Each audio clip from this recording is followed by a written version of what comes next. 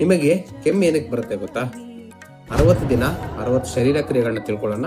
ನಾನು ನಿಮ್ಮ ವೈದ್ಯ ಅರುಣ್. ಕೆಮ್ಮು ಅನ್ನೋದು ಒಂದು ರೋಗ ಅಲ್ಲ. ಕೆಮ್ಮು ಅನ್ನೋದು ಒಂದು ದೇಹದ ರಕ್ಷಣಾ ವ್ಯವಸ್ಥೆ.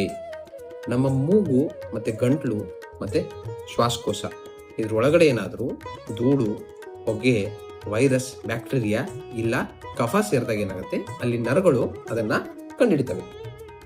ತಕ್ಷಣ ಈ ಮಾಹಿತಿ ಏನಿದೆ ನಮ್ಮ ಮೆದುಳಿಗೆ ಸಪ್ಲೈ ಆಗುತ್ತೆ. ಮೆದುಳಲ್ಲಿ ಕಫ್ ಸೆಂಟರ್ಸ್ ಅಂತ ಇರ್ತವೆ, ಅಂದ್ರೆ ಕೆಮ್ಮನ ಉತ್ಪಾದಿಸೋ ಸೆಂಟರ್ಗಳು. ಇವೇನ್ ಮಾಡ್ತವೆ, ನಮ್ಮ ಎದೆ ಮತ್ತೆ ಹೊಟ್ಟೆ ಮತ್ತೆ ನಮ್ಮ ಗಂಟಲಲ್ಲಿರೋ ಮಸಲ್ಸ್, ಸ್ನಾಯುಗಳಿಗೆ ಆದೇಶ ಕೊಡ್ತವೆ. ಕೊಟ್ಟಾಗ ಮೊದಲು ನಾವೇನ್ ಮಾಡ್ತೀವಿ ಅಂದ್ರೆ ಜೋರಾಗಿ ಉಸಿರು ಎಳ್ಕೊತೀವಿ.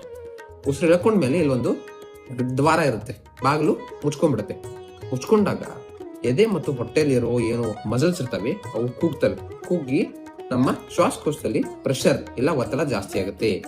ಜಾಸ್ತಿ ಆದ್ಮೇಲೆ ಓಪನ್ ಆಗಿ ಒಮ್ಮೆಲೆ ನಮ್ಮ ಕಂಠದ್ವಾರ ಓಪನ್ ಆಗ್ಬಿಡುತ್ತೆ, ಗ್ಲಾಟಿಸ್ ಓಪನ್ ಆಗುತ್ತೆ. ಅವಾಗ ಜೋರಾಗಿ ಏನ್ ಪ್ರೆಷರ್ ಇರುತ್ತಲ್ಲ ಅದು ಹೊರಗಡೆ ಬಂದ್ಬಿಡುತ್ತೆ ಗಾಳಿಯಾಗಿ.